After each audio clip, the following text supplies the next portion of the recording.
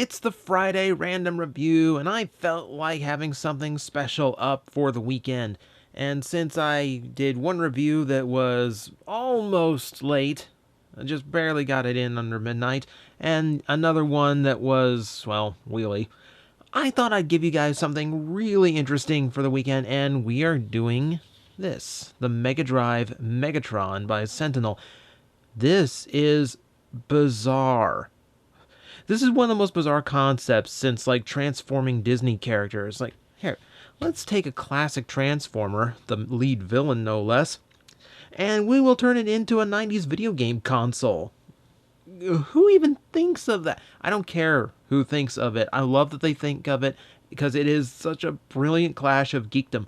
I absolutely adore this thing, and I will give you explanations why. But we'll also be fair, because this is not a flawless toy by any stretch of the imagination. First off, you will notice it is the Mega Drive, though it probably looks like a Sega Genesis to you. This is the Japanese release. Very similar to the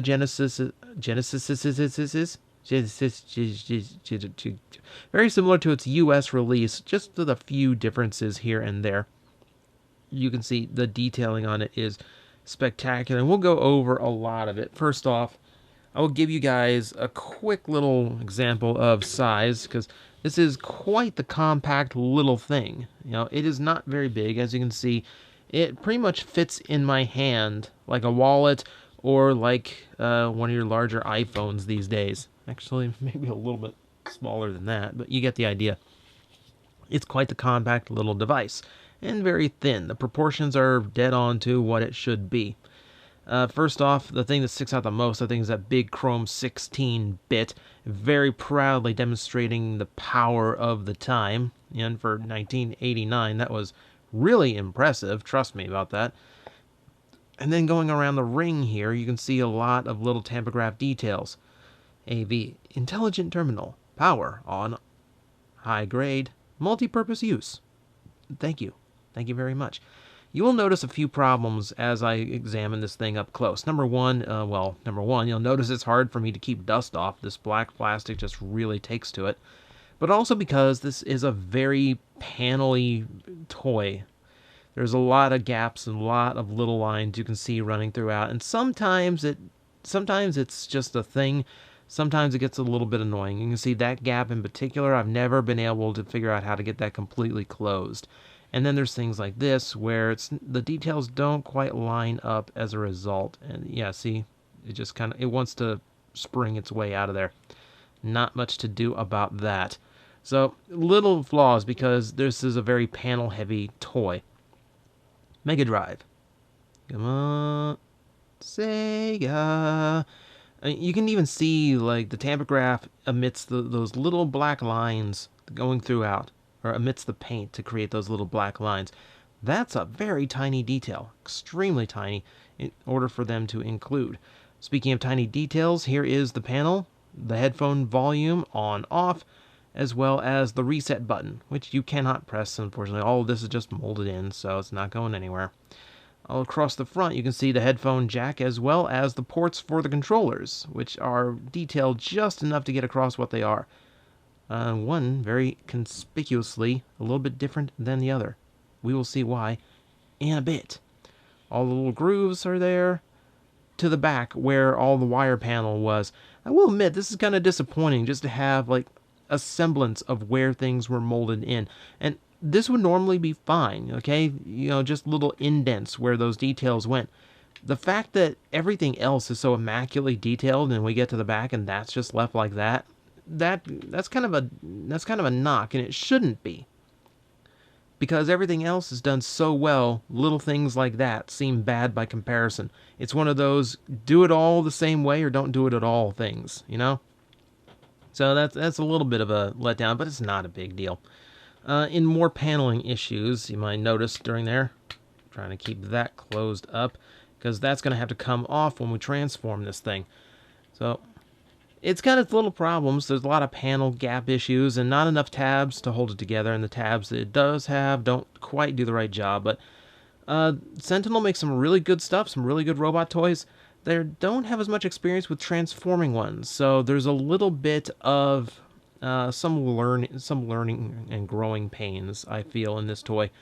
But as you can see, just from a distance, you really don't notice any of that. It looks like a tiny Sega Mega Drive, aside from these two little parts that we won't talk about because they are exposed robot bits. Where this really, really starts getting impressive is all the little things that it does extra. For instance, here's the game cartridge. As you can see, it is the original Sonic the Hedgehog. It is the Japanese release, Japanese designed label. No big not for resale thing blocking up all the artwork and everything. Sonic is represented very well by his original incarnation before the abuse that Sega would later lay into him starting with the Dreamcast era. Look at how small the print and details are. Like, they went through like a lot to make sure all of those details came out right.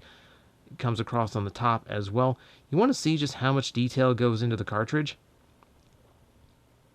Warning label on the back, right down to the made in Japan, which probably is not accurate for this toy, but it was accurate for the label back then. About the one little detail missing, no pins. There's no like actual circuit sticking out. So beyond that, really well done. Just for like a little bonus piece, that's really cool. And as you can see, there is the port at the top. You can see the dust guard up there, which, if you'll notice, actually is spring-loaded. Now, it's only one door instead of two opening, so a little bit of a shortcut, but I really don't mind it because they actually included a spring open door close. Like, this is so unnecessary, but it's such a tiny little detail to include. I absolutely, like, respect the hell out of them for including it. And it goes in just like that. And that doesn't go in all the way because there's nothing locking it in, and the spring-loaded door is kind of pushing it up a little bit. But it's not a big deal. Once it's seated in there, no one's really going to give you any kind of grief over it. And if they do, they are a huge stickler for detail, and best not to bother with them. But that's a cool thing. And there's like several different releases of this, including one that's a proper Genesis deco. And it includes it includes a different game too. So like they changed the labels on each version. I thought that was really cool. Though I really wish I had the Genesis version rather than the Mega Drive. Also, controller. Because of course you have to have the controller because it's a console. As you can see, the same level of detail, the same very minute tachographs. Computer video game control pad. Start. Trigger. Sega. Up. Right. Down, left, and various other directions. A lot of little details you can see in the back, little indents where the screw holes would go. Not too impressive, but hey, they thought of it. What's really impressive about this thing? The buttons to press. Now, one thing I will say, they're all on the same spring-loaded rocking pad, so all of them kind of move when any of the buttons move. You can really notice it when you press down the B. But the fact that you can press the buttons in at all is kind of a shocking level of detail that I'm really into. Speaking of, the start button is also spring-loaded. It depresses on its own. The D-pad rocks. Just like a D-pad. It's on a ball joint, so it allows motion in all those directions. That is so cool. It's so unnecessary, but wow, that's an incredible little detail to include. Speaking of incredible little detail, like I will even mention, like even the plug looks accurate to how it did back then with the Sega logo molded in and everything, as well as the little friction grips for your thumbs. Now, that little piece there, obviously, yeah, that does come off, creating a hole where we can actually plug the controller in. So it does complete the look of the Genesis with game, with controller port, everything. Man, that looks so good sitting on a desk and shelf. Like, just like that. That alone would be, like, really cool. But then there is the fact that it transforms into Megatron. So, let's actually get to that now that we've gotten all the little console features out of the way. We will unplug that and take that out because that's not useful for this. And I'll go ahead and zoom out because this guy is going to increase in size a lot. This is like proper Megatron because it does involve some mass shifting here. Because this thing gets really compact in its transformation. That does have to be set aside. So a bit of part forming if you want to take a point off for that. I'm not going to, because wow, like this is not the easiest little piece of engineering. Now you're going to notice a lot of unfolding, a lot of collapsing, a lot of accordion style transformation, which is not a surprise on something like this. Like, while this shape is simple, the bulk itself is very limited, so the toy doesn't have a whole lot to work with as far as where the parts are going to come from and what's going to turn into what. So they kind of worked with what they had. That said, kind of works out in its own little way. It does present a few problems. I will say, transforming him back into the console mode, kind of frustrating.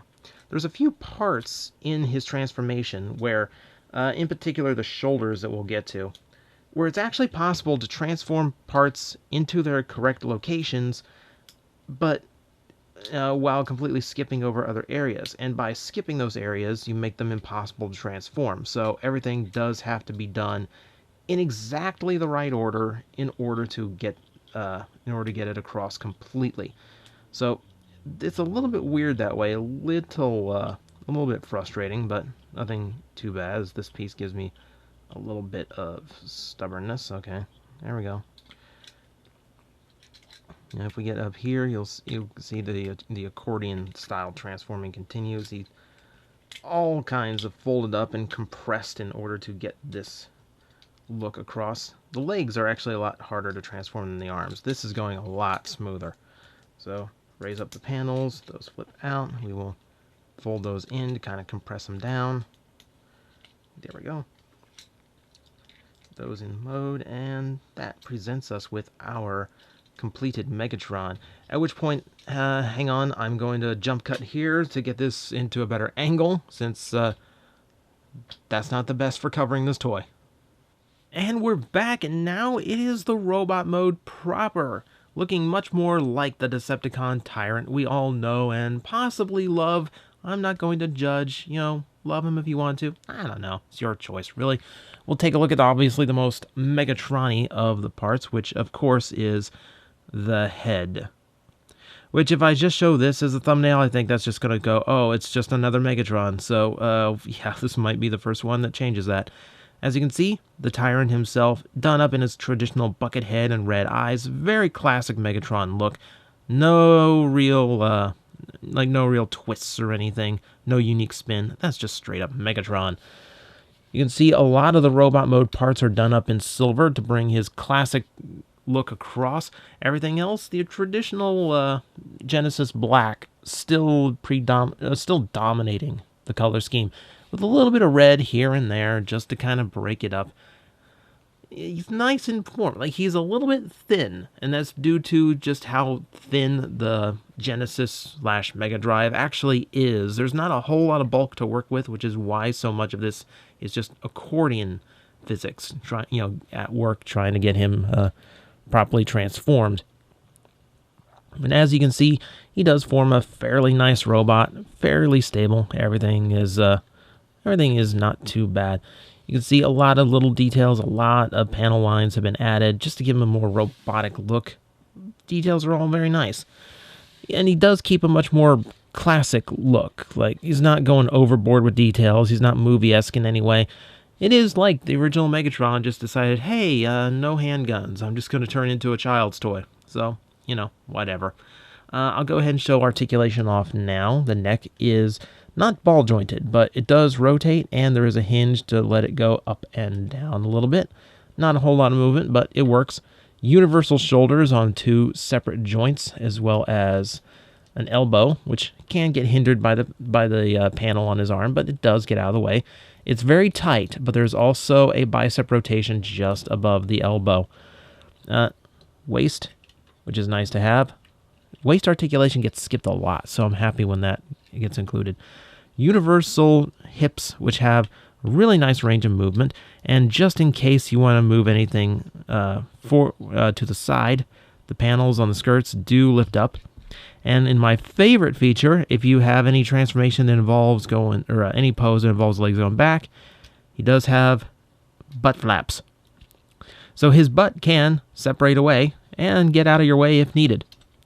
Megatron's butt does does compress parts. So let's see what else. Sorry, I kind of lost track of where I was because I was talking about Megatron's butt. Like, that's like a really awkward situation to get stuck in. He's got 2 joints at the knees, which give him a really good range there. Where I draw contention is the feet, because he does have a ball joint in them, so he has plenty of motion rocking. They are just on these struts, which you can see. That's about as thick as they are, and they go about halfway up his shin. Very long, and the joints are stiff enough. What gives him problem is the size of the feet, which again comes from how thin his alternate mode is. It's about the best they could do, and unfortunately, that does rob him of a lot of balance. Now, there are some extra parts that, which you can see, that little power light now becomes some kind of improvised heel spur. It doesn't help tremendously. Like, if that joint is loose, then you're kind of in trouble. But for now, it works. Let's change that, because this also has to transform, because what is Megatron without his traditional arm cannon, which looks like a very fancy USB device. In fact, I know a lot of friends who canceled pre-orders because they thought that this was a USB device, and given the price of the toy, I could see how you thought something like that was included, because this guy is expensive. Attached on gives him a much more proper Megatron look, as he now has his traditional arm cannon. But this also gives us a lot more problems, because now he is very heavy on his right side and has very tiny feet to compensate for that. So while he does have a good range of posing, he can do quite a bit of it. You're going to have to... It takes some finesse to get him posed correctly and get him balanced. And you really have to get to know the toy in order to know exactly what's going to work for it. So, not to mention, it is a little bit thick and oversized, I will say. Like, even for a Megatron cannon. Maybe it's just because it's the same color as him for once. So, it kind of blends a little bit. I'm happy they included it. Don't get me wrong. But, man, it causes some huge balance issues on this guy. Man, he so needed bigger feet. He also has an extra feature which involves the controller, which also, of course, has a transformation element to it. We can fold these pieces out, these little clip-ins here. Hang on, come on, there we go. And fold them in. Now, if we look on the back, we're going to find a few parts up here which can clip those in. These in. See, this would probably go better the other way now that I think of it, because we're using... Because we wouldn't want to mistransform him, because then I will never hear the end of it. Once that's done, we can take the cord, and we can run it all the way back to this extra port, which has now opened up on this side of the cannon. If I can get it in there without messing anything up. And now we have him in like full shockwave mode, I guess. This gets a little bit weird because it kind of gives Megatron a wing pack, but they're very tiny wings. It's like the wings like on a Bumblebee costume. And I don't mean like a Transformer Bumblebee. I mean black and yellow bug style Bumblebee. And I'm still not talking about the Transformer. I'm talking about the insect. Never mind. They don't quite work as wings. Like, I'm happy to give him something to do. I kind of would have preferred maybe another weapon, maybe turn into laser beak, something along that lines. That's a little bit silly, honestly. And it gives him like this weird like shockwave thing with the cable going to the arm. I'm glad they integrated it. I'm glad it's got something to do. It feels like an afterthought. I don't know. Like everything else on this, it's a case of, well, so much of this toy is done well that when something is weird or something is not quite right, it just stands out a lot more, which is where the flaws in the toy get a little bit more easy to see. So, the final verdict on this guy. That's kind of hard. Now, I will put it to you this way. This is how I kind of summarize the toy. As a Megatron that turns into a video game console, he's not bad. The transformation is kind of finicky, and it's especially frustrating getting him back into console mode. and he does have some balance issues in robot mode. He's an okay Megatron. Now, as a Sega Mega Drive, I keep wanting to say Master System because I'm so used to Genesis. As a Sega Mega Drive that turns into a Transformer, it's absolutely outstanding. Like, the level of detail is impeccable. All the little spring-loaded features and all the little touches that they remember to include is amazing. It is a phenomenal little desk toy, a phenomenal little talking piece. Brilliant. Absolutely amazing. So, it really depends on what you see it as first. Is it a tiny little toy of the Mega Drive, or is it a Megatron? Whichever one you view priority is going to affect your overall opinion of the toy. At least it does for me. I find it to be a mixed bag in robot as a Transformer toy.